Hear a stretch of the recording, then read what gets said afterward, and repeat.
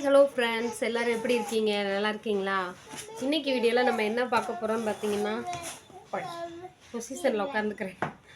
இன்றைக்கி வீடியோவில் எப்படி என்ன மாதிரி வீடியோ அப்படின்னா, டைட்டில் பார்த்துருப்பீங்க. நாங்கள் வந்து மோடி வீடு கட்ட போகிறோம். நம்ம வீடியோலாம் டெய்லி பார்க்குறவங்க, நம்ம பழைய சப்ஸ்கிரைபருக்கெல்லாம் என்ன காரணம், நாங்கள் எதனால் இந்த வீடு கட்ட போகிறோங்கிறது வந்து தெரியும். தெரியாதவங்களுக்கு ஒரு இன்ட்ரோடக்ஷன் மாதிரி கொடுத்துக்கிறேன். இப்போ வந்து நாங்கள் இருக்கிறது வந்து அலுமினிய பட்டறை. இப்போ நான் இருக்கேன் பார்த்தீங்களா, இப்போ நான் உட்காந்துருக்கேன் பார்த்தீங்களா, இது வந்து பட்டறை. நான் நிறைய டூர்லாம் காமிச்சிருப்பேன், நிறைய வீடியோஸில் சொல்லியிருப்பேன். இதுதான் அந்த பட்டறை. பார்த்துக்கிட்டிங்களா? பார்க்காதவங்க நம்ம பழைய வீடியோலாம் போய் பாருங்கள். சரி, இங்கே தான் நாங்கள் வந்து ஒரு பக்கம் வீடு மாதிரி எடுத்து சீட்டு தான், ஃபுல்லாமே சீட்டு தான், அந்த ஆல்பா சீட்டு தான், அந்த சிமெண்ட் சீட்டு தான் போட்டிருக்கோம். வெயிலுக்கெல்லாம் ரொம்ப கஷ்டமாக இருக்கும், மழைக்கு ரொம்ப கஷ்டம். எந்த சூழ்நிலையிலையுமே இந்த வீட்டில் வந்து இருக்க முடியாது. அதாவது இப்போ வெயில் காலம் அப்படின்னா பகலில் அந்த வெயில் வெக்கையை வந்து இந்த சீட்டு தாங்க முடியாது. நான் அந்த சின்ன பிள்ளைகள்லாம் குழந்த பிறந்ததுலேருந்து இந்த வீட்டில் வச்சுருந்து ரொம்ப கஷ்டப்பட்டேன். அதே மாதிரி வெயில் காலம் முடிஞ்சு மழைக்காலம் வந்தாலும் அப்படியே சில்லுன்னு இருக்கும், ரொம்ப சில்லுன்னு இருக்கும் வீடு. ஒரு கதகதப்பாகவே இருக்காது. வெயில் எப்படா அடிக்கும்னு தோணும். வெயில் அடித்தா எப்படா மழை பெய்யுன்ற மாதிரி இருக்கும். குளிர்காலத்தில் சொல்லையே வேணாம். ஏன்னா சீட்டுங்கிறதுனால நாலா பக்கமும் கேப் இருக்கும். இந்த கேப்பில் தாங்க நான் 2 பிள்ளைகளையும் வச்சுக்கிட்டு 5-6 வருஷம் அந்த வீட்டில் தான் இருந்தேன். இது இல்லாமல் பாம்பு, பூச்சிப்பட்டு, தேள் நிறைய வரும். பாம்பு தாங்க நிறைய வந்திருக்கு. நல்ல பாம்பை ரொம்ப கை பக்கத்தில் வந்திருக்கு. அந்தளவுக்கு அடிக்கிற அளவுக்கு. தம்பி, சத்தம் போடாமல் ரெடி, கொஞ்ச நேரம் சத்தம் போடக்கூடாது, சரியா? அம்மா வீடியோ எடுக்கிறேன், அவன் அம்புக்குனே கீழே போடுறான் அப்படின்ட்டு. பாம்பெல்லாம் கூட இந்த வீட்டில் நிறைய வந்திருக்கு.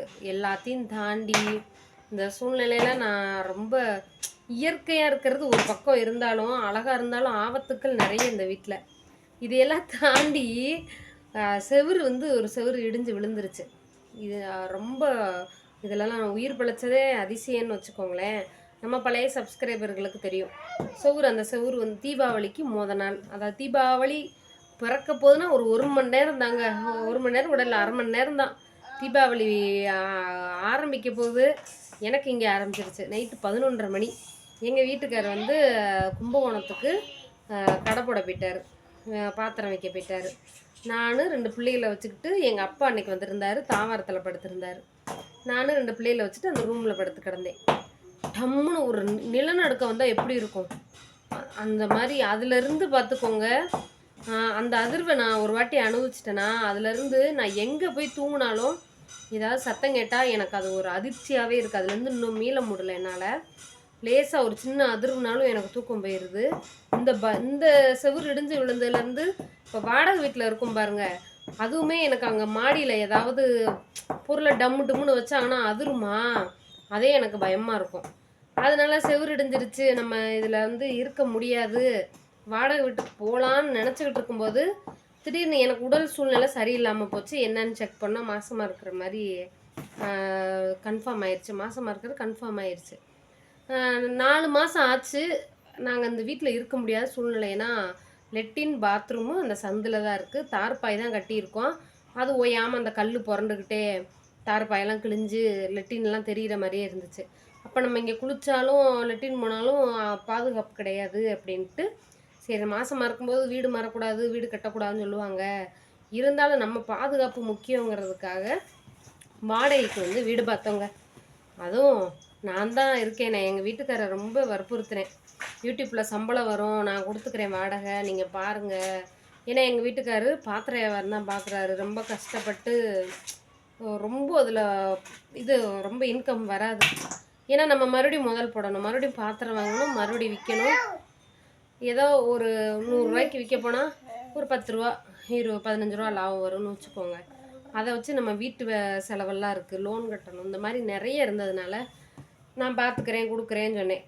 சரின்ட்டு என் யூடியூப் சம்பளத்தை நம்பி வாடகை வீட்டுக்கு போயிட்டோம். 20 ரூபா அட்வான்ஸு, 20 ரூபா அட்வான்ஸும், இந்த 20 ரூபா அட்வான்ஸும் வாடகை நான் 3500 ரூபாங்க. சரின்ட்டு போயிட்டோம். அங்கே போய் நல்லா கணக்கணன்னு இருந்துச்சு. தூங்குறதெல்லாம் நிம்மதியாக தூங்கலான்ட்டு தூங்கினா ஒரு மாதத்துலேயே சம்பளம் வராமல் போயிடுச்சு. அதுலேருந்து பாவம் இப்போ 2 மாதம் அவர் தாங்க வாடகை கொடுக்குறாரு. எனக்கே சங்கட்டமாக போயிடுச்சு. நம்மளால் ரொம்ப கஷ்டப்படுறாரே அப்படின்ட்டு. சரி நம்ம இதுக்கு என்ன தீர்வு, நம்ம வீடு கட்டலாம் அப்படின்ட்டு யோசிக்கலை. நம்ம ஏதாவது மோடி வீட்டுக்கு விசாரித்தோம். நரேந்திர மோடி வீடு கட்டுறாங்கல்ல, எத்தனை 2.5 லட்சமோ 2.25 லட்சமோ என்னமோ சொன்னாங்க. சரி நமக்கு அது இன்னைக்கு நிலைமைக்கு நமக்கு அது வந்து நமக்கு ஒரு உதவி மாதிரி தானே. இன்னைக்கு நிலைமைக்கு அது நமக்கு ஒரு உதவி தான். அப்போ மேற்கொண்டு ஒரு 10 லட்சத்துக்கு எப்படினாலும் வீடு கட்டணும்னா 10 லட்சம் நம்ம போட்டாலும் அது எப்படியும் இழுத்துரும். நம்மளால் முடிஞ்ச அளவு அந்த எக்ஸ்ட்ரா வரக்கூடிய செலவுகளை குறைச்சிட்டு இப்போ வந்து அடுப்படியில் டைல்ஸ் ஒட்டுறது, தேவையில்லாத என்ன சொல்கிறது, தேவையில்லாத ஒரு ஆடம்பர செலவுகள், வீட்டுக்குள்ளே செல்ஃப்லாம் வச்சு அதில் கப்போர்டு போடுறது, இந்த மாதிரிலாம் இருக்கும்ல, இந்த கப்போர்டெல்லாம் போடாமல் செலவுகளை குறைச்சிட்டு கடப்பக்கல்ல மட்டும் வாங்கி செல்ஃப் மாதிரி வச்சுட்டு ஒரு பில்டிங்காக கட்டி நம்ம எந்த ஒரு ஆபத்தும் இல்லாமல் மழைக்கு வெயிலுக்கு நிம்மதியாக தூங்கி எழுந்திரிச்சாலே போதுங்கிற மாதிரி ஆகி போயிடுச்சு. இப்போ எனக்கு உடம்பு வேறு சரியில்லை. ஏன்னா இப்போ 6 மாதம் பிறந்துருச்சு. 6 மாதம் ஆனால் எனக்கு உடம்பெல்லாம் பேச முடியல, மூச்சு வாங்குது. பல சிக்கல்கள் வந்து எனக்கு உடம்புல. இங்கே ரத்தம் இல்லைன்னா அங்கே போய் சொன்னாங்க, இன்னொரு ஜிஹெச்சில் போய் ரத்தம் எடுத்து அப்புறம் இசிஜி எடுக்க சொன்னாங்க, எக்கோங்கிறாங்க. இந்த இசிஜி எடுத்தாச்சு. அடுத்து நீ தெரியலையா, இசிஜி எடுக்க சொன்னாங்க, எடுத்தாச்சு. அப்புறம் எக்கோன்னு எடுக்கிறது நாளைக்கு காலையில் போகணும். கவர்மெண்ட் ஆஸ்பத்திரிலையுமே அந்த எக்கோங்கிறது எடுக்கிற டாக்டர் 8:30க்கெலாம் வந்துடுவாங்களாம். 8:30க்கு போய் எடுத்து மறுபடியும் நான் அங்கே இருந்து சுந்தரபெருமாள் கோயிலுங்கிற இடத்துல போய் நம்ம போய் காட்டணும். இவ்வளோ இருக்குது. சரி இப்போ வந்து மோடி வீட்டுக்கு நாங்கள் எழுதி கொடுத்துருக்கோம். அந்த ஆர்டர் காப்பி வர்ற வரைக்கும் நாங்கள் வந்து வெயிட் பண்ணி தான் ஆகணும். இன்னொன்று எனக்கு குழந்த பிறக்க முழுசாக இன்னும் ஒரு 3 மாதம் இருக்குது. இப்போ 6ஆவது மாதம் ரன்னிங்கில் இருக்குது.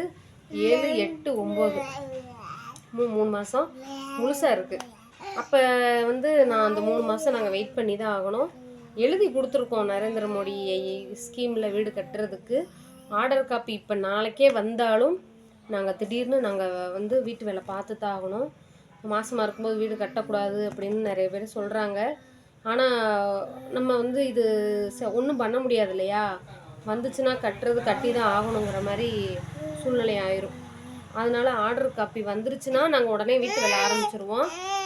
இல்லை ஒரு 2-3 மாதம் ஆகுதுன்னா நல்லது தான், குழந்த பிறந்ததுக்கப்புறம் கட்டிக்கலாம் அப்படின்ட்டு இருக்கோங்க. இதை உங்ககிட்ட ஷேர் பண்ணணுங்கிறதுக்காக தான் நான் வந்து சொல்கிறேன். எங்களுக்காக வேண்டிக்கோங்க. ஏன்னா 2 பிள்ளை வயிற்றில் ஒரு பிள்ளைய வச்சுக்கிட்டு பாத்திரம் பார்த்து ரொம்ப கஷ்டப்படுறோம். உங்களால் முடிஞ்ச வீடியோ பார்த்து சப்போர்ட் பண்ணுங்கள், சரிங்களா? தெரியலையா நீ, என் பிள்ளை தெரியலையா, அவன் ஜட்டி போடாமல் இருக்கான், தூக்குனா ஏதாவது தெரிஞ்சிருமேன்ட்டு தான். ஆமாம், அப்புறம் வந்து கம்யூனிட்டி ஸ்ட்ரைக் கொடுத்துருவாங்க. ஓகே, நான் ஆஸ்பத்திரிக்கு போகிறேன், கொஞ்சம் பிரச்சனை இருக்குது, அதனால் கிளினிக் போக வேண்டியது இருக்குது. போயிட்டு வந்து நான் சாயந்தரம் ஒரு ஷார்ட்ஸ் போட்டு விட்றேன். பாய் சொல்லு. பாய். பிடிச்சிருந்தா மறக்காமல் ஒரு லைக் பண்ணி விடுங்க. பாய்.